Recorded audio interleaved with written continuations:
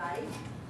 I'm going to ask you to take a minute and just imagine this scenario.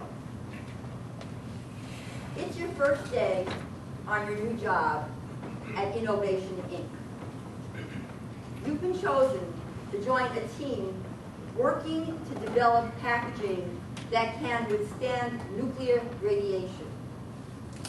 This product has to be sustainable and flexible, and you think you have the skills. Everyone's been working together for the last 6 months. They're all from the same country, hometown, and went to the same school except you. They all look alike with the same gender, age, and religion except for you, and they speak in acronyms. So they're talking English, but you have no idea what the heck they're saying. And they've reached a point of working together where they even finish each other's sentences. Now this project has to be completed in 4 days.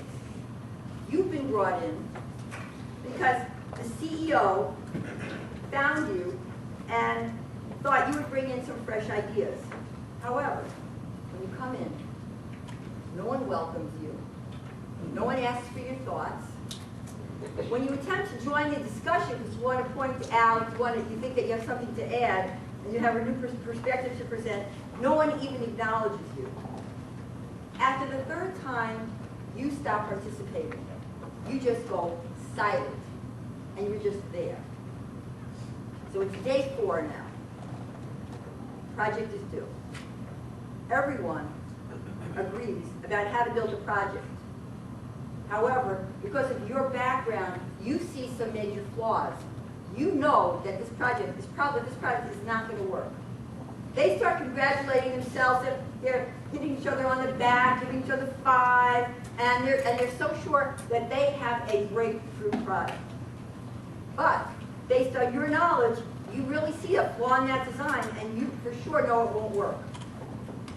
So after the last few days on this team, how do you feel?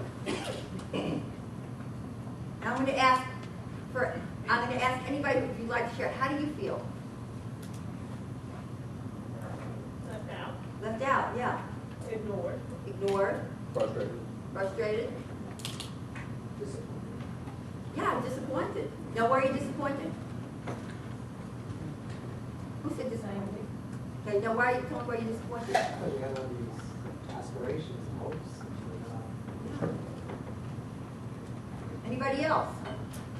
I think I feel angry. So then, how likely is it that you are going to volunteer and let people know what you see is wrong with the product? How many people think that that being in that position, not being who you are today, the confident, assertive person, but as a new person, how many of you think that you would step up and still try to point out that flaw? Probably gonna smugly sit there and say, laughing. Yeah, how many of you would probably sit there and say, well, I tried? You said, raise your hand if you're one of those, if you think I would just think, well, I tried. Okay, so a few of you, yes. So, how long do you think you're going to stay on that team? You're going to stay there or you're going to want to leave? Want to leave. Yeah, probably you're going to want to leave. In the next hour or so, yeah, you're going to stay away from them. In the next hour, you're going to learn how diversity and inclusion cultures drive breakthrough innovation, why diversity alone is not enough, and what you can do to build an environment where breakthrough innovation can flourish. Because in an organization where you can have all the diversity in the world, but if people don't feel welcome, and if you don't have a way of really hearing people, if they're not comfortable participating and sharing their brilliance, you're not going to get to that breakthrough innovation. So in that team, if you were on that team and you were ignored and you had some genius that was like off the charts, but nobody was paying any attention to you, chances are you would just drop out, which has happened time and time again. Think of all the breakthrough innovation that gets lost because people aren't heard. I want to give you some, I want to share some definitions with you, if I can, you got my PowerPoint here, okay. I want to discuss some terms. So we have common definitions. We have diversity, diversity management, cultural intelligence, and inclusion. So Roosevelt Thomas, who was like the, I call him, he passed away last year, but he was like one of the grandfathers of diversity in organizations and in business. Define diversity as any collective mixture of the workplace characterized by their differences and similarities. So it's any collective mixture. And then inclusion. I like to say that diversity is being invited to the party, but inclusion is being asked to dance. So inclusion is really what you do with that diversity. And then finally, cultural intelligence. I like to talk a lot about cultural intelligence because you have diversity, you have basic diversity where you're talking about differences, and oftentimes you talk about numbers. You talk about inclusion, where what you do, how do you leverage that diversity for your organization. But then cultural intelligence takes it a little further. Culturally intelligent organizations and people in those organizations are able to develop relationships with anybody, anytime, anywhere. They're able to work together with anybody. So what that would mean would be that if I dropped you in the middle of the ocean, you were on a helicopter, I set you down in a parachute, I set you on an island where you knew nobody, no one looks like you don't speak the same language, you haven't even heard of these people. But in a very short time, you would know what you need to do. You would have the skills that you need to be able to develop relationships with people, to be able to work with people, and you would know what you needed to do to adapt. You would know how to greet people, how to work with people, and they would start including you. So ultimately, I always say we want to be able to get to cultural intelligence. Now I was asked before I came here, I interviewed people, and we had some questions. They said they want to know some of the statistics about diversity and breakthrough innovation. Is it really true? So I just want to share with you that without diverse leadership, that studies have shown that when you have diverse leadership, when you have visible diversity in your organization, that there's more likely to be breakthrough innovation. In fact, if you have a team with a member of the same ethnicity as your client, your team is 152% more likely to understand that client. And if you look, this is what happens without diverse leadership. Look at these statistics. 20%, 24%, 21% people are less likely to win endorsement for their ideas. So breakthrough innovation, you have some ideas, but it's diversity in the leadership that's going to make a real difference. Beyond that, so you have diversity and you have diverse leadership, and even then, that's good. But if you want to really be breakthrough, you have to have a diversity and inclusion mindset. And that's where the difference lies. That you have to have a mindset where you know how to include people. So leaders who develop diversity and inclusion mindset behaviors, and this is what it takes to make people feel included, to be able to harness the brilliance that you have from people in your organization, is that leaders who have diversity and inclusion mindset behave, this is the behaviors that they give equal time to everyone, and you know how to access diversity of thought. So how do you access diversity of thought? How are decisions made? Did you ever do brainstorming sessions in this organization? Yes. Do brainstorming sessions? What studies have shown is that some people are better at giving their ideas through brainstorming, but other people are much better at getting things written. So for some people, if they can write down, they have to think about it. And maybe some of you, how many of you do very well with brainstorming? If you do well with brainstorming, raise your hand. This is an interactive program today. Okay. How many of you find that you need a few minutes to think about it? And that you do better if you just write down your ideas? How many of you find that you do better if you just one-on-one, that you get to talk to somebody else? And you do better like in just very small groups. So there's different ways that people participate. There's different ways that people are able to share their ideas. And what ends up happening often is that in an organization, at least in a lot of the companies that I've worked in, they say, well, we don't know why we're not getting great ideas. We do brainstorming sessions and they just don't participate. Well, I said, yeah, because in brainstorming sessions, people like me who do all the talking, we run over everybody else and they feel like they can't get a word in edgewise. And some people, and then people like me, if I'm doing all the talking, I don't get to hear anybody else's ideas. So one of the issues is you have to be able to know how to access diversity of thought. Leaders who develop diversity and inclusion mindset behaviors know how to empower team members to make decisions. They can enable risk-taking. So if you have an organization, say like an older organization that's been around for a long time, people are used to doing things a certain way. And if you want breakthrough innovation doesn't just happen. You have to go through failure.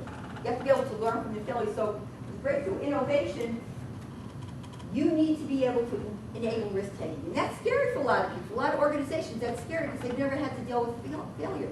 But people learn through failure. I don't like to fail. But I know that there are times when I have had to learn through my own failure. Diversity and inclusion mindset behavior also means that people are giving constructive and supportive feedback. You don't wait for a whole year. And you know how people talk about the millennials, people who are like younger employees coming in, and they say, yeah, they want feedback right away. But you know what?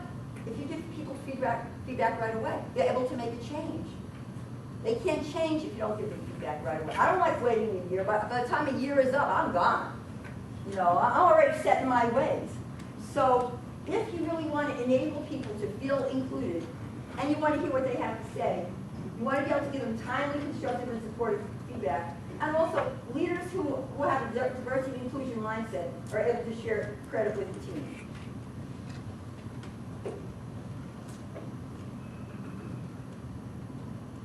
So with the diversity and inclusion culture, see, employees are 3.5 times more likely to contribute their full innovative potential. I don't want to just go into all these statistics.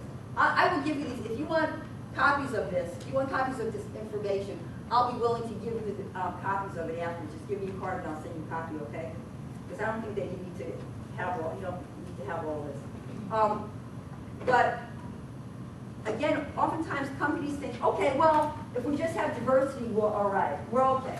Or they go, we don't have a problem. So the minute you think that it's a problem, then it becomes a problem.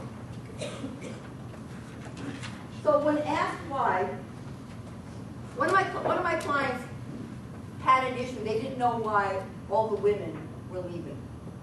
And they didn't know why their competitor was coming out with all these amazing ideas. Their competitor was kicking their butt. And they could not understand it. They were completely, totally oblivious. What we found out was, and the reason that the competitor was kicking their butt was the competitor was developing products for women. They were developing the female market.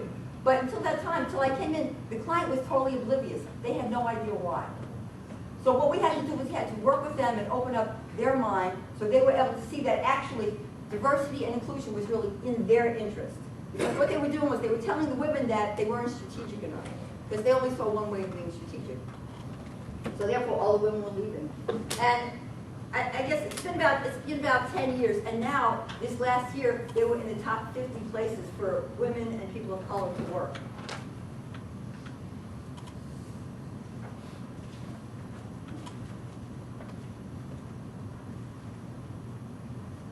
When people were asked, a study was done. There was a study done by the Center for Talent Innovation and also the European Union. And that's where they came up with a lot of these statistics about breakthrough innovation happening when there's an inclusive culture where people feel welcome, people contribute.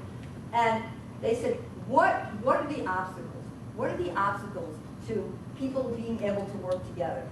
And what they said was, the obstacles were the assumptions that people made about each other, that people didn't really know each other, and people were in silos.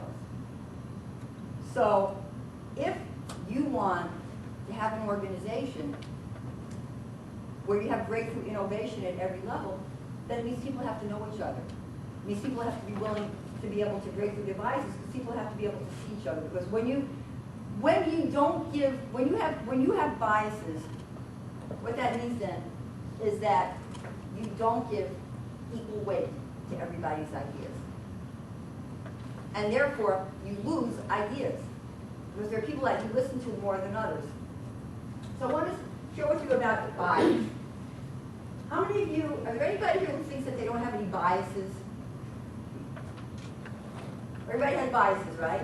Because if you didn't have any biases, you'd have to be on Oprah or somebody like that telling everybody how you did it. But where do we get our biases? Where do we get our ideas about other people? Personal experience? But where do we get those prejudgments about people before we even know anything about them? The way you were raised, what you heard in your family. Stereotypes, and where do you get those from? Where do you hear them from? Society. Media, society. What else? How about anybody? Teachers, books, the books that you read, religious figures. We are constantly bombarded by information, and that's where we get our biases from. So how does it work? I'm not an artist. Okay, first of all, I'm not an artist. So, but I'm going to draw a picture of a head, and hopefully this is not your head, because if this is your head, it's a little strange, okay? But in our head, in our brain, now I'll say this is a brain. Now, if this is your brain, you're in a lot of trouble. And within this brain is a filter. The job of the filter is to filter in and out information that you need to know. Because I don't know about you, but I had enough information growing up before there was even internet. And now I'm constantly bombarded. I could get distracted. I could go on the internet and then I could be looking up some information about diversity and inclusion. Next thing I want to know is how tall is Justin Bieber. No, because I can go anywhere. So sometimes maybe my filter's not working. So the job of the filter is to decide what's important and what you're going to use. So the filter filters out things that are not important. So if it's not important to me, I don't see it. It filters out things that are not in my reality. So if it's something, I don't know, it's not in my reality, it's not happening. Like if you think something's dangerous in your reality based on your experience, it's dangerous. But then if you don't have the same experience, so you don't think it's dangerous, so you're going to look at him and say, what's the big deal? But your experiences are different. But your brain is saying danger, your brain is saying not danger. And the trouble we get into is then we start saying, well, you shouldn't feel scared. You can't tell somebody they shouldn't feel scared of you. Anybody ever tell you you shouldn't feel bad about something? Or just get over something? That's impossible. That's the most ridiculous thing I ever heard. So it's not important, what's not in your reality, and what's not threatening. Because we need this, because what happens is when we have biases, because we hear certain things, we hear things about a certain group. Whatever that group is, we hear these things all over our life. We don't have any control over the messages we hear. But we start hearing these things, and then what happens is that then we have biases about them. We don't even know them, but we know about them. How many times have you ever heard people talk about those people? They said, do you know any of those people? They don't know any of those people. In fact, where I live, I've been doing dialogue work for a long time, and we're setting up some dialogues in our city to bring law enforcement together with the community, because people don't know each other. They're afraid of each other. All they have is their biases. So when you have biases, you make assumptions, and then you take action on those assumptions. And those assumptions might end up discriminating against people. It might be leaving somebody out. It might be missing out on a brilliant idea because maybe it's not said in the way you would say something. I'm going to do a scientific experiment that's going to demonstrate how this filter works in our brain. So I'm going to have people who have like little pieces of paper, and they're going to give out those pieces of paper.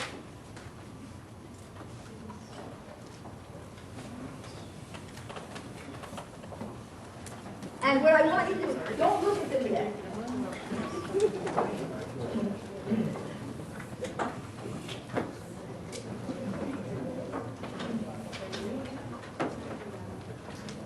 Oh, yeah.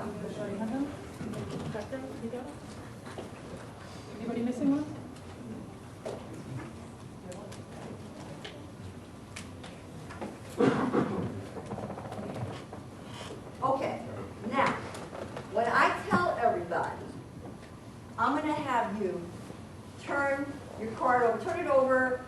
and read it one time. So everybody turn it over, read it one time. And I dare let the people see it. Now what I want you to do is turn your face down. Okay. And then when I tell you to, what I'm going to have you do is just reading the paper. This is for the people on the computer, because we couldn't give them papers because they're not here. So what I want you to do is turn it over again. This time, one time. I want you to quickly, just one time, not without using fingers or pens or pencils. And if you've done this before, please don't say anything. Don't read it for everybody. Count the number of F's. F like friend. Turn it over just one time. No pens, pencils, or fingers. Just quickly count the number of F's and then turn it face down. Okay, so you do it face down. How many of you have the cards with only one F? How many has two? How many of you have three F's? Whoa, a lot of people have three F's. How many people have four? 5? 6? Okay, if you have 6 F's, stand up. We're not going to do anything yet. So what I'd like you to do now is I would like you to share, I'd like you to, who has, if you have 3 F's, raise your hand. Okay, just exchange pieces of paper with somebody who has 3 F's. And then read their card. And then read yours. Okay, so those of you who had 6 F's, you traded with people who had 3 F's. What did you see? How many F's do you still see? 6? And people who have 3, how many do you see? 3. Isn't that strange? Isn't that weird? Let's look at what happened here.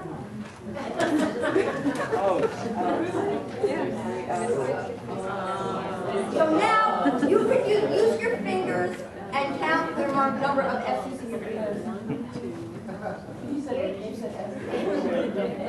So let's read it. Feature films are the result of years of scientific study combined with the experience of years. How many is that? What do you think happened? We built it out. Why did we do that? Because it's not important to who? To us. So if you were an editor of a magazine, would it be important? You getting paid for it would be important? Of course. However, when I was growing up, we were taught to skip the unimportant words. And what is an F supposed to sound like? Like friend. It's not supposed to sound like a V. But what happened was we see what we want to see. We see what we expect to see. And we hear what we expect to hear. So you know how when we have people at a trial or have people have 2 different sides of a situation? Because people are hearing or seeing what they expect. And they're not really able to take the time to discriminate because it's not in their consciousness. So when you're in an organization and you have biases and you're missing some of the important things that people in your organization are telling you that's important to them, then they're not going to feel very welcome. Even if they don't say anything, they may not even be aware of how they're feeling. But they are just going to be here. They may be retiring in place. You may be paying them, but they may be doing nothing. So we have to become aware of our biases, and we have to know, in order to be able to do that, we need to be aware of who we are, where did we come from, what messages did we get when we were younger. I want to do something else. What does SHOP spell? Shop? Shop? Everybody agree? Okay. Now remember, I need your participation here. I know you just ate lunch, but we've got to be out here. I want you to say 6 times with me the word shop. Okay? And then I'm going to ask you a question. So say it loud, all right?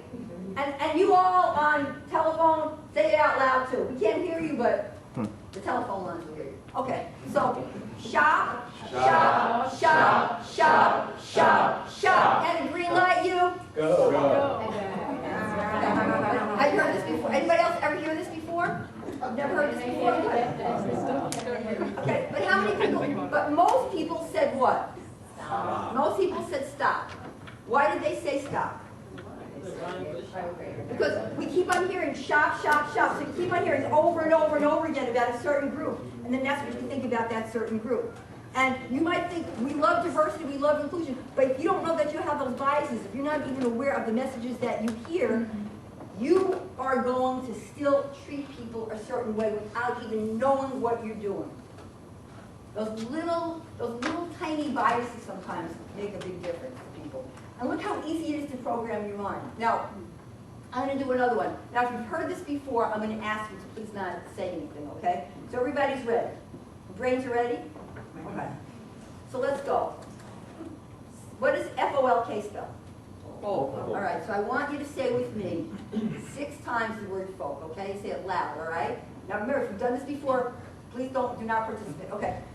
Folk, folk, folk, folk, folk. And the white of an egg is up? Yo.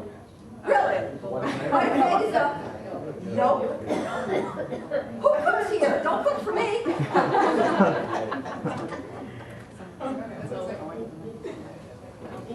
White,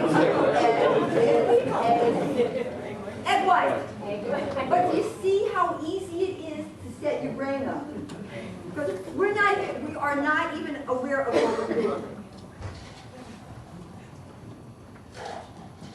Even though we think that we know. So we have to be vigilant. We have to be aware of why are we thinking something about a certain person? Why are we not giving, if we're listening to ideas from people, you have to think, why am I not, I don't really like their idea, but is it that I'm really listening to their idea, or is it because of what they look like, who they are, what their sexual orientation is, what their religion is? Any of those things. That is what makes a difference. So let's look at what do you do to be able to break down some of the biases that you have so that you can really see people and see people for who they are. First, when you find yourself starting to have a visceral reaction, or not even a visceral, just start thinking something about somebody, take a deep breath before you act. Because what happens is then we take an action. Like maybe it's the person that doesn't get hired. The person that doesn't get hired because maybe they don't look like you. Because research has shown that people tend to hire people who are most like them. And until you get to know people, you don't really even know who's most like you. But you just think that they're like you. So take a deep breath first, and then ask yourself, why am I thinking this? That's what you start doing. So what I'd like you to do, I'm going to have you, because we're talking about biases and we're talking about assumptions, and I'm sure that you have some ideas of what you can do. What I'd like you to do, I'm going to give you like maybe 3 minutes to work with the people right behind you, the people in front of you, groups of 4. I want you to come up on your own, come up with what do you think? What are some ways that you think you can filter out biases? Okay? All right. So you've got about 3 minutes. Okay. Listen, all right. How many people said listen? What do you mean by listen? When I think I'm listening, it may not be listening to you. You know, I grew up in the Bronx. And in the Bronx, you know, you had to, when I was growing up, you had to always be looking out. So, and eye contact in New York, no. But when I'd be talking to somebody, I'd be looking at them, but then I'd be checking out the perimeter. So I want to know who's coming, what's going to happen, is anything unexpected? You know, you have to like kind of be really vigilant. And somebody said to me when I moved out to the West Coast, somebody said, well, you know, I don't think you're really listening. I said, what do you mean? They said, you're always looking around. Now, in my mind, I was listening. But to them, I was not. And what was more important, was it more important for me to be right or to be able to work with them? More important to work with them. So I had to learn how to not be so afraid of not looking around.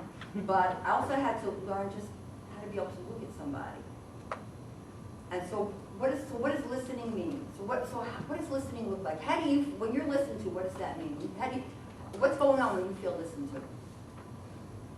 Body language of the person that's speaking And what's the indicates body that they're paying attention to you. Okay. Eye contact. Eye contact. Here we have your undivided attention.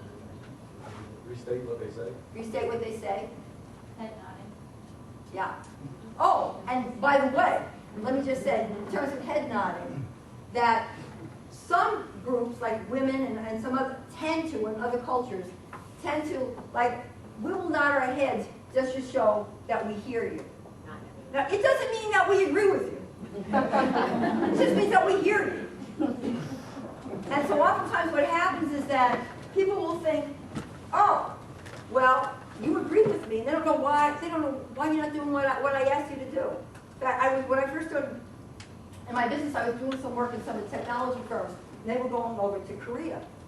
And I remember people coming back, and they were talking to me, they said, you know, people in Korea are really dishonest. I said, what are you talking about? They said, well, they'll nod their head yes, like they're going to do something, and they end up not doing it. That's really dishonest. And I sat down with them and I said, look, do you ever think that maybe head nodding to you means one thing, but head nodding to somebody else means another? So you have to check by repeating and also asking open-ended questions. What else? What else can you do? Go ahead. Maybe listing all the assumptions you make, just actually like forcing yourself to write them down or say them out loud, or what you're assuming about somebody when you meet them for the first time. Say like, you know, this person looks like this, so, you know, just kind of forcing yourself to think about it a little bit. Yeah, yeah. Anybody else? Anything else you came up with? Well, I'm so glad that nobody said, maybe you said it, but nobody said it out loud, just have an open mind. How many people here don't think they have an open mind? Everybody thinks they have an open mind. Everybody thinks they open, and then the other one people said, oh, I treat everybody the same. Really? If you treat everybody the same, you buy everybody the same birthday present? No, what does that mean? That really doesn't mean a whole lot. So you want to be able to know people. Once you know people, you know what kind of gift to give them. Once you know people, you know how to listen to them. So, bias. Take a deep breath before you act. When you're talking to somebody, especially if they're different from you in any way, take a few minutes. Take a few minutes to just really pay attention to what they're saying. Go beyond what they look like. And it's not as easy as we think, but once you get into it, it's easier then to start listening to what somebody actually says, based on what you think that you're saying. You know, it's like if I say to you, I'll see you later. Later to me might mean tomorrow or next year, and so later to somebody else might mean in 10 minutes. How come you didn't show up? And that happens in different work cultures, because in different work cultures, time means different things. You go to some countries, and go to some countries in Latin America, and you think the meetings, you're there at 1 o'clock, that's when the meeting's supposed to start. You're ready. You've told people in the United States you're going to be back in 2 hours. But they start having the meeting, and people are talking, asking about your family. They're wanting to get to know you first. They're building relationships. So you think, oh, people don't get anything done. But people get things done in different ways. And that goes back to hearing people's ideas, that people present their ideas in different ways, and you need to be able to be open. So here's your assignment. One of your assignments is that after you leave here, the next 3 people that you see that are different than you in any way, that look different, I want you to first just think, what's your visceral reaction? Immediately think, what is your first reaction? Make up, and what is the story? What do you think about that person? And then, what I want you to do, then change the story. Then change that story and make it another story, because that's how you open up your mind. That's how you start seeing things in a different way. Have you ever had some people like, you are so sure you know something about that person because maybe that person reminds you of somebody else?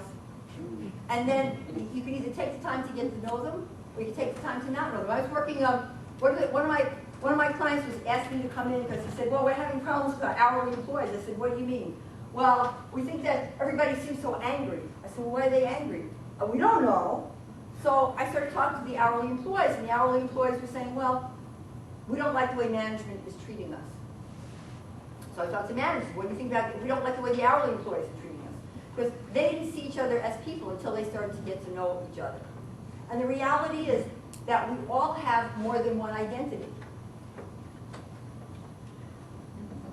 And I should just tell you a little bit about my background and a little bit about multiple identities, and then I'm going to have you do something. I shared with you that I grew up in the Bronx. And people, how did I get into this work? Like, who the heck am I? I got involved early on by getting involved in the civil rights movement. I don't know, remember the March on Washington in 1963? You know, everybody know about the I Have a Dream speech? So I was on that march. But that day really changed my life. And sometimes it's just one thing that's going to change your life. I was on that march, and I wish that I could tell you that it was because, that my life was changed because I heard Martin Luther King give his speech.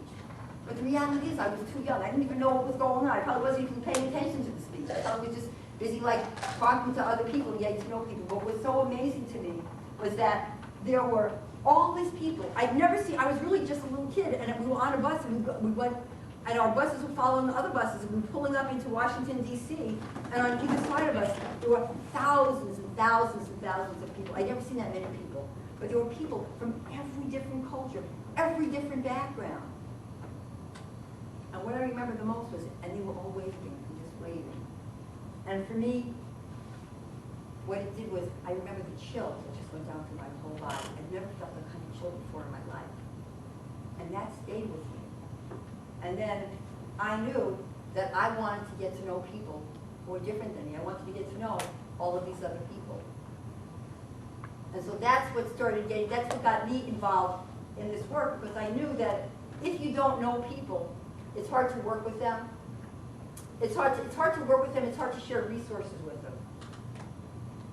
And what I started finding out was that even though somebody may look very different than me, that I had a lot in common with people. Because what happens is that oftentimes we think about the differences, but we don't get to drill down to find out what we really have in common with people. Because everybody is more than just one thing. You know how easy it is sometimes when you look at somebody and you judge them, and you think, oh, they're this age, so they must be this way. They're this age, they're old, so they must listen to, I don't know, Frank Sinatra all the time. I like Frank Sinatra, but I also like Kendrick Lamar. You know, I like all different kinds of music. Because you don't know until you actually talk to people. So, okay. Let me go back. I have to go back to the people, not for you all, but for the people who are watching it on computer. All right. So turn this, you have a page, turn it over.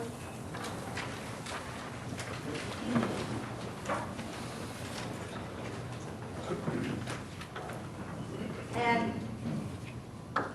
here's what, here's for this for a second. If you look at this, look at all the categories. When you look at these categories, what first comes to mind? That's a lot of identities. That's a lot. That's a lot. And you know what? We're all of this. We're all of this. And until we start thinking about all of who we are, we don't often get to see all of who somebody else is. And this is also where we get our biases from. We get our biases from where we were raised, our religion, education, parental status, marital status. Any of you come here from another industry, from a totally different industry? What industry? Higher education, So what was it like when you first came here? very different. What was the most different thing? I don't know, it was just all different. And so there was a lot to get used to. And we have to take that into consideration. So everybody, where we come from, we start thinking that things are going to either be the same. So that's all we know.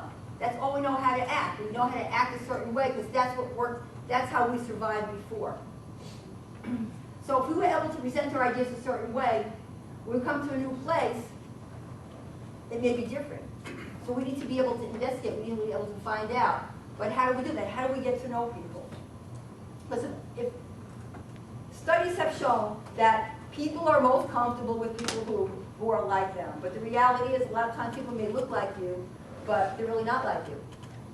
But if you don't get to know them, you won't know. So what I want you to do is, there are three circles here. This is who we are. And what I'd like you to do, I'd like you to pick one, it doesn't matter which one, because everybody has a geographic background, everybody has an education, everybody has an ethnicity, everybody has a gender, everybody has an age. And there's circle one in each of these little circles. Pick one in each one.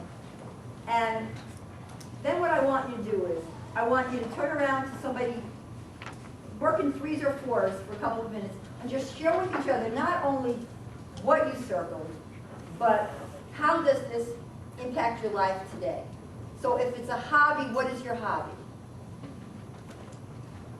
If it's your education, what is your education? But be specific. All right.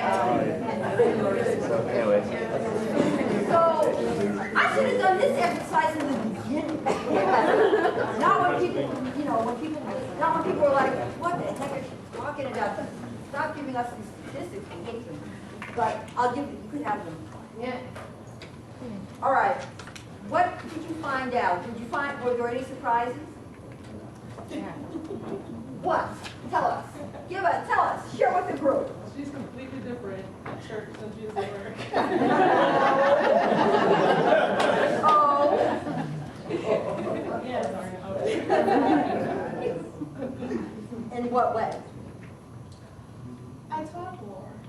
At church? Yeah, I feel like, a lot of people don't really know me because when they look at me and see me, they're like, oh, she is so quiet and so shy. And I am shy and I am quiet. I do better talking with people one-on-one. But when I'm at church, you would believe the person that I am. I talk and I'm involved a lot. For instance, vacation Bible school director, head of ushers. And I have to get up and talk and make speeches at church. And people just looking at me would probably not even think that I would do that. Yeah, you never know. Anybody else? What are the surprises? What surprised you? And what did you find? Or did you find out you had something in common with somebody that you had no idea of? What did you say in the back there? What was surprising to you? Excuse me. What did you say? I think we have something in common. It's the work ethics. Okay. Yeah. All right. Anybody else? Do you have any? Did anybody else find out that somebody was doing something really interesting that you had no idea of?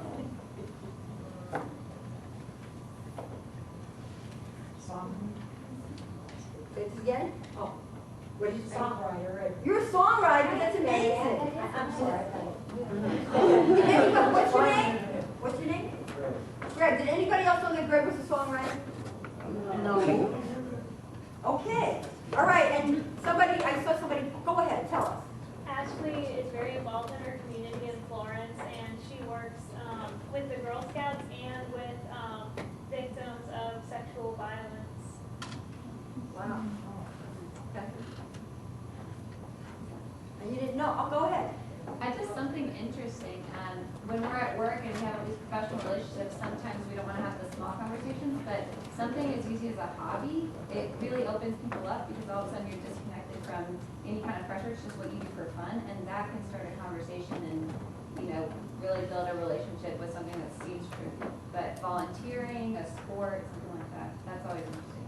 It's the small things. When people say, I grew up in a generation, I'm from the generation, well, not my generation, but my parents always instilled in me that, well, first they said if you work really hard, that's how you get ahead. Well, my parents worked very hard. They didn't, I'm not going to get ahead, but a lot of people work, so I found out, oh, it's more than hard work. It's like how you navigate.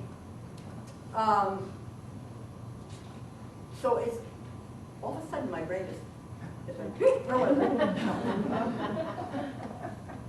So all of these things that we hear, and then we find out that things are a little bit different when we get to work, somewhere.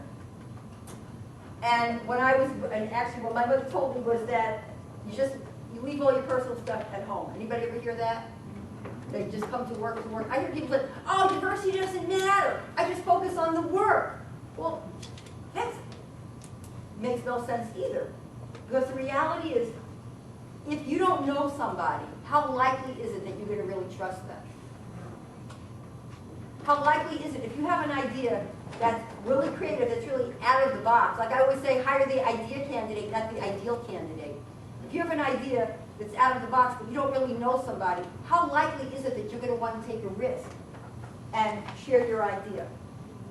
Because the more you create an environment where people can say what's on their mind, the more you're going to hear ideas that are going to be really different. I was one of my clients. I was working with this this company, and I was doing some diversity strategy with them, and I was asking for some examples. And this one woman who is a lesbian, this was in the defense industry, she said that she was working with a man who was very religious, and in his religion, he was very anti-gay, and so he didn't talk to her, she didn't talk to him. It was kind of like she used a broom in the morning, he used it in the afternoon, but they each had their own broom. So they never shared resources, they never talked to each other, but they've been working this for like 5 years. Can you imagine? One day, he comes in and he sees on her desk that she's got some gourmet cookbook. And he says to her, for the first time, never really talked, you didn't look at her before, he said, "Oh, you cook?" And she said, "Yeah." He said, "So do I. I have a passion for cooking." So the two of them started swapping recipes. And they became, I'm not going to say they became best friends, but they became friends, and they started working together. And it was all because they found out something about this, that they had something in common with each other. Because if you don't know that you have something in common with each other, you're not going to talk to people. You're always going to go by your biases and your assumptions. When's the last time you had a conversation with somebody who was different than you, a real meaningful conversation? It's oftentimes like you can look around and there's a lot of diversity in this room, but how often do you really talk to each other? So if I'm going to trust you, I got to know something about you. But if all I have to go on are my assumptions, I'm not really going to trust you. So my question is, what are some of the things that you can do to get to know people better in your organization? Use your hammer.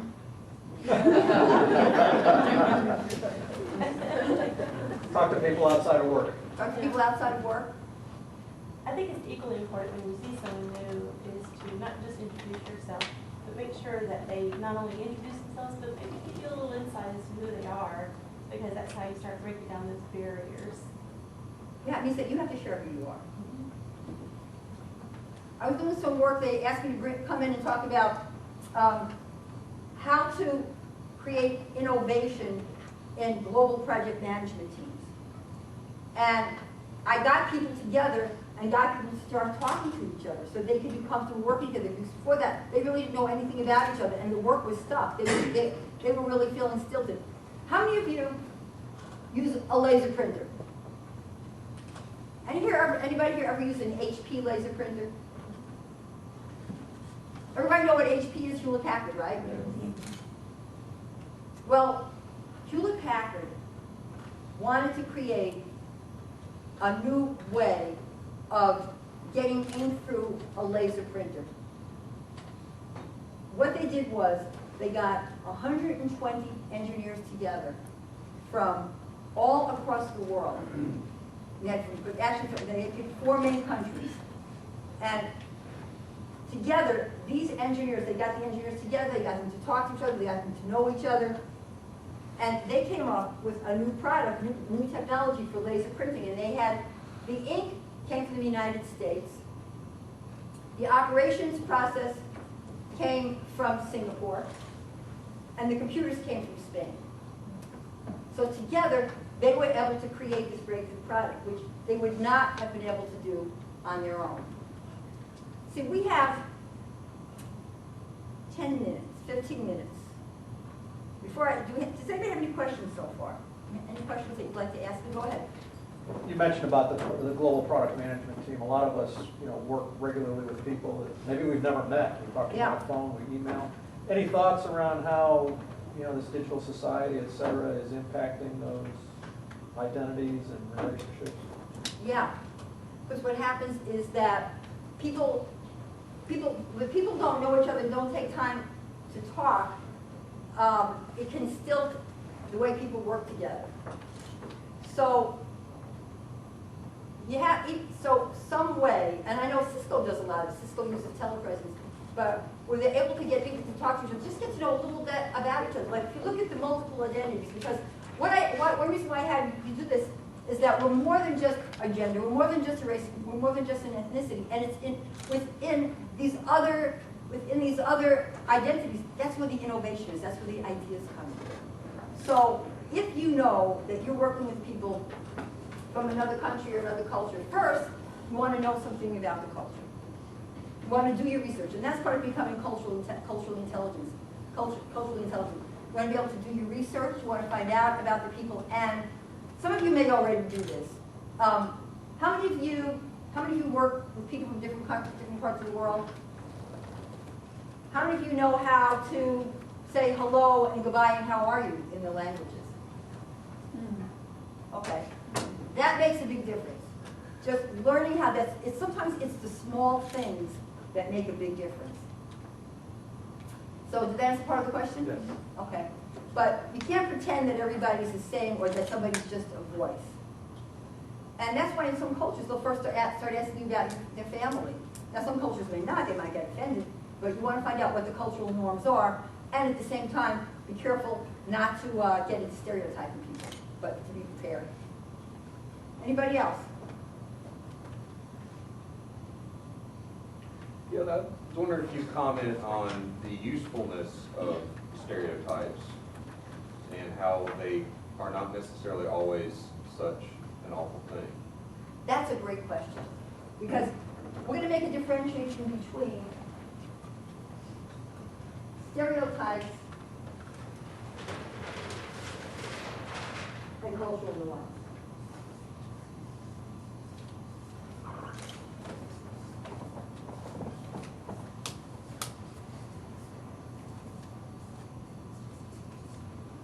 Stereotypes are when you look at a group of people and you assume that everybody's going to be a certain way. So, here's an example. You find out that you're going to go work in Japan. You learn everything there is to learn about Japan. You even speak Japanese. You learn what each bow is for, how to bow, how to give a gift, how to give people your card. So you think everybody's going to be a certain way. Now, there are cultural norms. Cultural norms are that 55% of people in a culture, over 55% of people, research shows, exhibit a certain behavior. So in Japan, we know overall that people will bow when they say hello to each other. So you go to Japan, you've been trained to work with a 60-year-old businessman. Get to Japan and you're ready. You got your gift ready, you got your cards, you got everything ready, and you get to the office, but it's not the 60-year-old businessman. It's your 35-year-old young guy who's running the business now. And you start to bow, and he puts out his hand and he says, "Hey man, what's happening?" So the question is, what are you going to do? If you go by stereotypes, you're going to say, and I've heard people say this, I couldn't understand it. They didn't bow. They're supposed to bow. That's what they're supposed to bow. Why weren't they bowing? I said, because they didn't. You know, maybe he took the class, because he's young. Maybe he doesn't do that. Maybe he took the class on how to do business with people in the United States. And now with the internet, people are getting to know each other. They're getting to see how people do things in different countries. And so with a stereotype, also, there's a stereotype and there's also what we call confirmation bias. And that's where I have a bias, I have a stereotype. So everything that you do, if you're from a particular group, I'm going to look for something to confirm my bias. I look for something to make sure that I'm right. Now, cultural norm is when you know that there's certain things overall.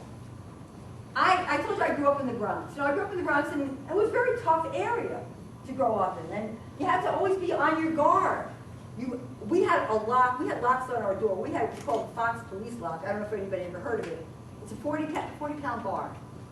And when you watch the old movies about the Bronx, you know, you'll see like the drug dealers with the big bars. Well, that's what we had.